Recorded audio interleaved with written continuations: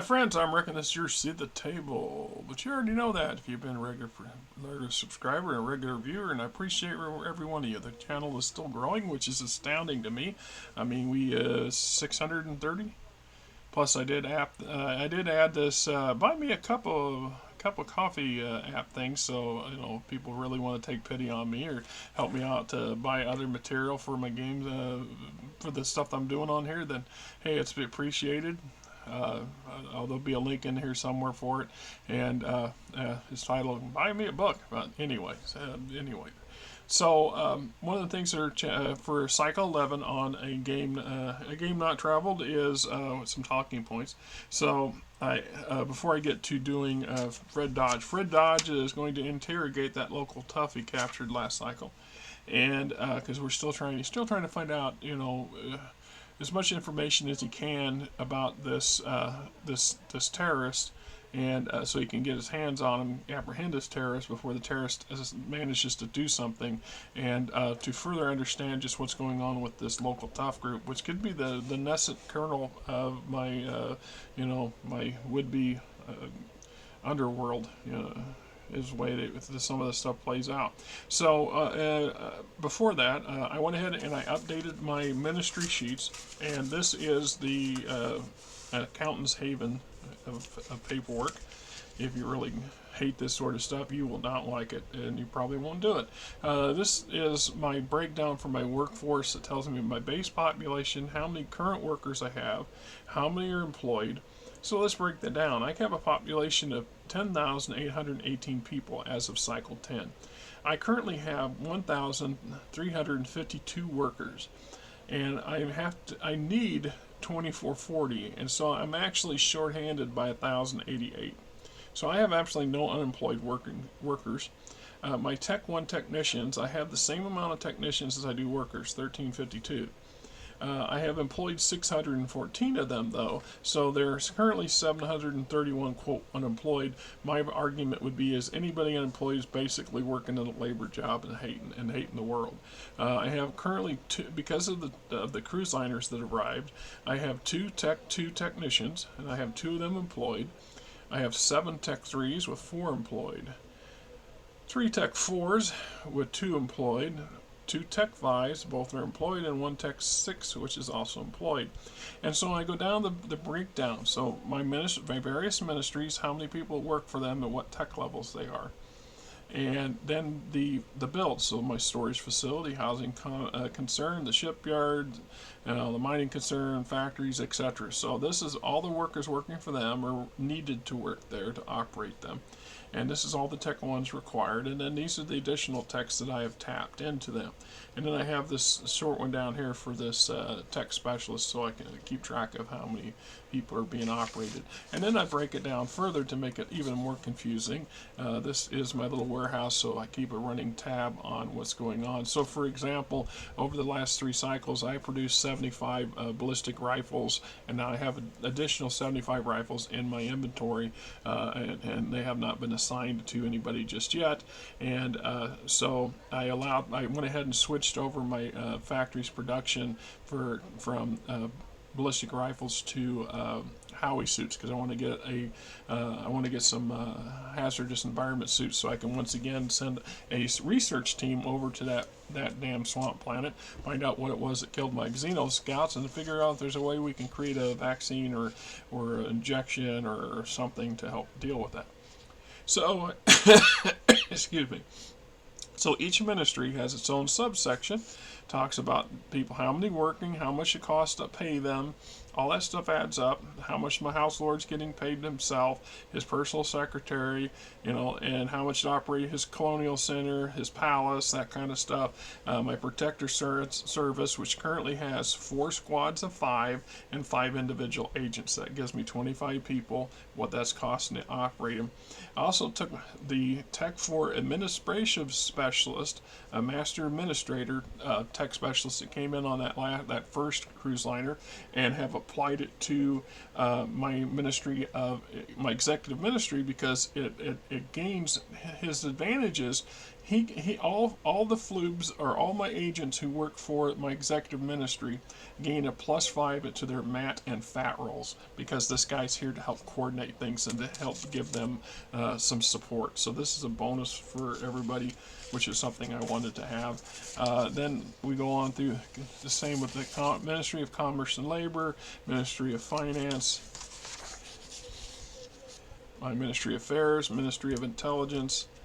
So in the case of Ministry of Intelligence, I've talked about this before too, we've got 22 people basically working for the ministry. Their base salary is this, plus the addition of the spy master's extra and his personal secretary, and additional shadow budget of 5 credits per cycle. So currently they have 20 credits stashed away for operations or for purchasing things. If something comes down the road that they want to get for the ministry, the money's there, or they have money for bribes and things like that, it's there. So I'm currently employing shadow agents. So I have currently using I've got four individual shadow agents, and then I have 3 squads of special op teams, so to back them up, set up. And then in addition to this, I hired that shadow sensei, Better Chen, and established a ministry dojo, which is going to cost me half a credit per cycle to operate, but she's going to train up to 6 specialists. She's going to take generic Tech 1 or Tech 2 people and give them skill sets, including that my agents and stuff like that. So that's a good thing. I want that. And so I got my Health and Sciences, my Ministry of Culture and Education, which is where my Fred Dodge works for the Planetary Rangers, who are part of the Ministry of Culture and Education. So that's where his stuff's kept, or his payroll stuff's figured out. The Defense Force, and the Defense Forces, the Defense Ministry is the main ministry, covers the Army and that kind of stuff, but then there's a sub-ministry for naval operations, and within that we not only have the operations for the ministry itself and any agents and stuff that may be applied to them. So if you want your own CIS team, you could do that. I mean, that's all part of the mechanics. It's also to keep track of our fleet, and our fleet's not very big at the moment. I mean, it's not.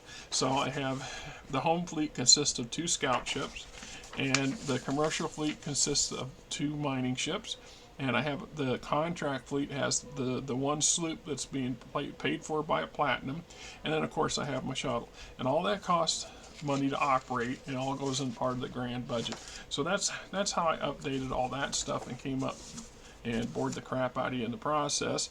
In addition to this, I took one of the Tech 3 Astrotechs and applied it to the Scout Kamari as a navigator, which in doing so, I've replaced one of the existing crew on the ship with a slightly more experienced person with a tech speciality, and I make a notation on the ship's notes. That way I know they're there, and I can keep track of them because they'll gain experience and get better over time. This particular tech specialist gives a boost of a +1 to range and increases mash push by 5%. So that doesn't sound like a lot, but it could be the difference between hooking something to the ship and dragging it off and not hanging and not. It's just like the range. The range of the ship had X amount of range. I think it was, say, 6 light years. So it could jump in one jump. It could jump 6 light years to a destination, and then jump, and the next cycle with 6 light years jump back. Well, now, because they're an experienced navigator, they actually add a bonus of an additional range. So now the Scout has a range of 7 per jump. So that's one way of enhancing the ships without having to put better equipment in them, right? So, and then we bring us to the cruise liner, and the cruise liner was the second one that showed up, and it was smaller. It's a class 7 hull. That puts it at about 1,000 tons, 999 tons I think it was, and it carried 50 passengers. So 50 passengers get off, and that increased my population by an additional 50 plus the percentage for the cycle. And of those passengers, 13 of them were techs, and it breaks down for 5 Tech 1s, 3 Tech 2s, 1 Tech 3, 1 Tech 4, and 1 Tech 5, and two of the Tech 3s are specialists. One's administrative and one's software. And these are things that can be applied in. So the administrators, for example, at Tech 2 may not give any bonuses, but it's from them that they grow into higher tech levels, which then gain you bonuses. So I might, assign them to something that's going to eventually pay off in the long run. It's just the way it goes. So that was the genesis of the cycle. It was actually fairly mundane. I had a merchant ship show up, and it brought two needed materials, or MR, by the house. So I chose for the that stuff, I chose heavy steel and shielding elements. And ironically, I got a lot of heavy steel, which they had 63 tons. They only had 5 tons of shielding elements, but it is what it is. And then they bought some stuff. So it cost me, the ship arrival minus the stuff they purchased and their supplies they purchased, and the docking fee, still cost me 64.74 credits and to purchase that heavy steel. Heavy steel is a crucial manufactured material that's utilized in construction of like a heavy foundry. Some of the major builds require these things, and then there are ship components and stuff like that require it as well. And so it's like that damaged ship that I purchased. So basically what I chose to do was I just decided to part everything out. So I got me a list of all the components that came out of that ship and the condition they're in. So at this point, I start looking at how much material and how much credits it will cost to refurbish stuff.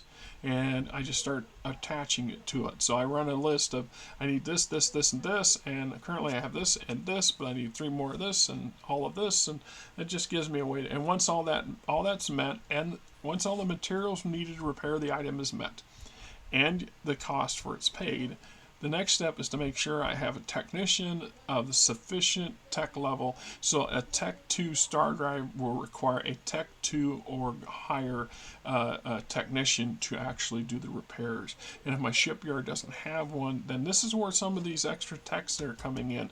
So you apply them for that sort of thing.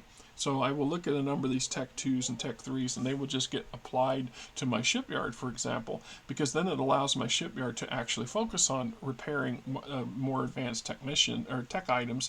And then when I acquire the blueprints to manufacture those tech components, then I will be able to do that because I'll have the existing technicians to do it. All right.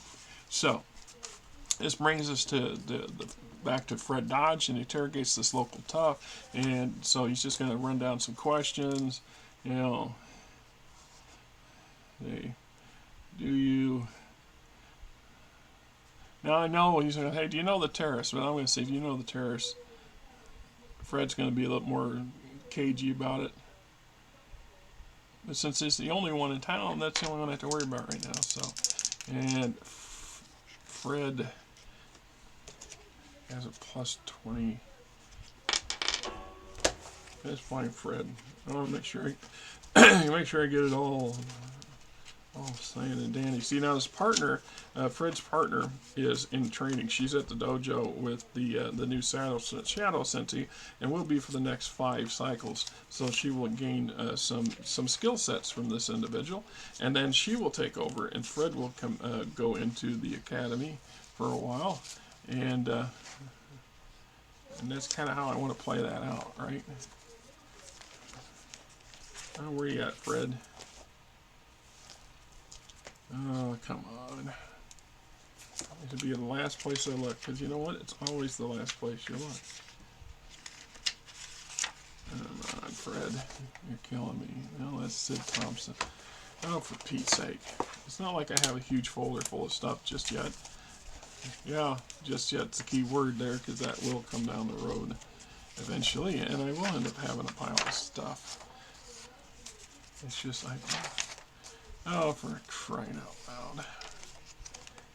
Yeah, I'm really organized, ain't I? Ain't I?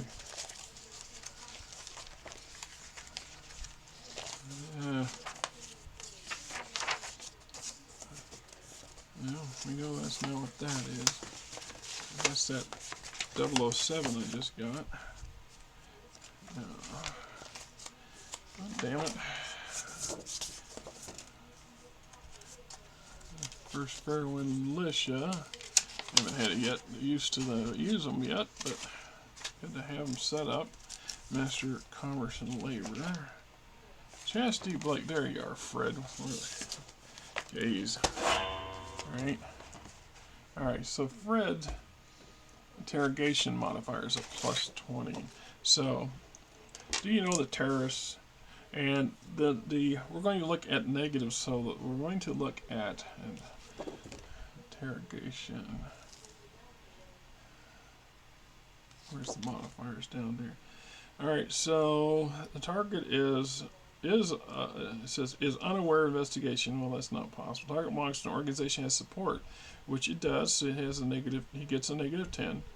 Target is untried, which he is. So he gets a +5. So that brings him to a -5. And all right. So +20 -5. So he gets a +15. Fred does. That's how we started out, +15, and we'll roll. And 17 to 32. So 32 is a weak maybe.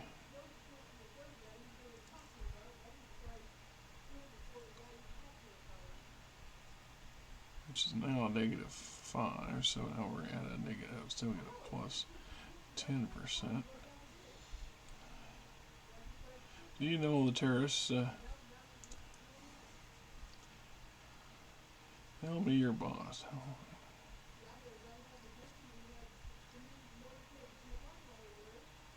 Tell me your boss's name. Right. And that's 34 +10 is 44. Strong maybe. So perhaps he knows his boss by the term everybody calls him. He's Slappy. Everybody calls him Slappy. So he has a 0 modifier, so we're still at a +10%.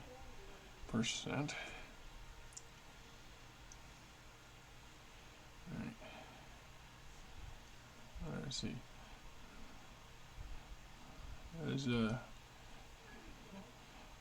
Is there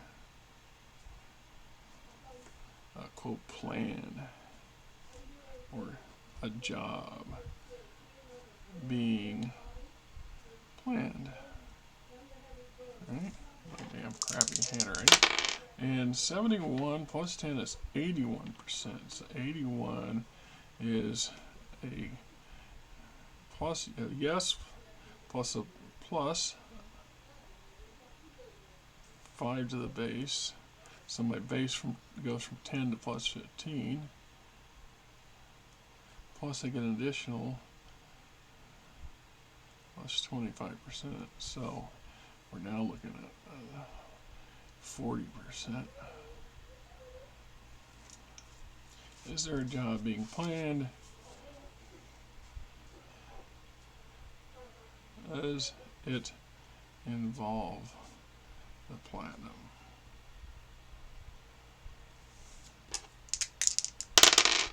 $31 plus 40 is 71.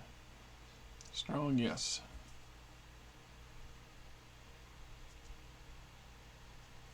Which is a +10. So our base is 15. That gives us a +25%. Does it involve the platinum? Will it happen this cycle? +25, so 49, 69, 74. Strong yes.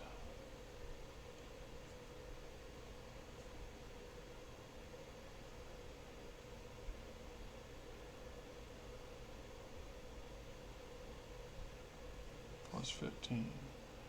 So, their base of 15 gives us a +30%. About run out of questions anyway, but So, do you know where the terrorist is? Weak, maybe. Do you know? Tell me your boss's name. Strong, maybe. There is. Is there a job being planned? A yes. Does this involve the platinum? A strong yes. Will it happen this cycle? A strong yes. Does it involve credits? Plus 30. So 44, 74, 74%. So strong yes. Okay, so the way I'm going to look at that, my interpretation of that would be that we're going to update Fred here too while I'm at it, since he did conduct an operation, and that's going to increase his ranking by 10 points plus 1 point for the cycle anyway, so that brings us up to 155. He's on his way to being Android. Yeah, he's going to be going up in rank for too much longer, which is not a bad thing. That's kind of what we want. We want him to gain some experience and stuff. That's cycle 11. And nothing else on there needs to change. So in this case, what we got here is Fred has determined more or less that the local thug, the local tough, he doesn't know the name of the terrorist, or doesn't know the terrorist personally, although he may have briefly seen him or thinks he does. He has some kind of name for his boss. Probably not the full name, but some kind of nickname or group name, which at that point I just have to come up with something. Then he discovers that there is a job being planned, and it's going to happen this cycle, and it's going to involve credits, which then sounds to me is that they're going to go and try to put the squeeze on my platinum to get more credits out of the platinum. So what this means is, ideally I have yet another possibility. So what I can do is set up another agent, somebody from a different service maybe, or maybe even Fred Dodge, and have them kind of keep an eye on the platinum for the duration of the cycle, because we now know that there's going to be some kind of event that's going to take place, and then we can role play that out. And so to expedite that, just for fun, I'm going to go and make does it happen at platinum's home? A little bit of gas going on there. 34 plus, that would just be a straight modifier. I don't think I would apply the modifier at all for just yes. A straight no, yes, no, or answer question. Sometimes you got to play a little loose with how you want to do things. So if we just go straight, 34 is week, maybe. Home office. So that's even worse. All right.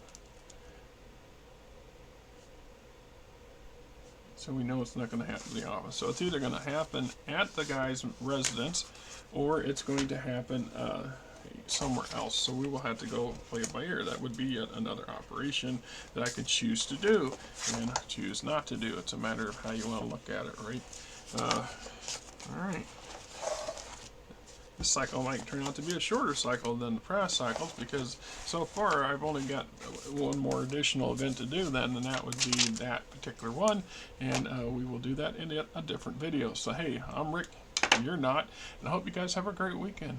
What's going on, my friends? This is Rick, and hey, if you like the channel, please hit the subscribe button, hit the like button, tell your buddies, tell your friends, tell your coworkers, tell anybody else that's in the gaming industry or gaming fandom that says, hey, this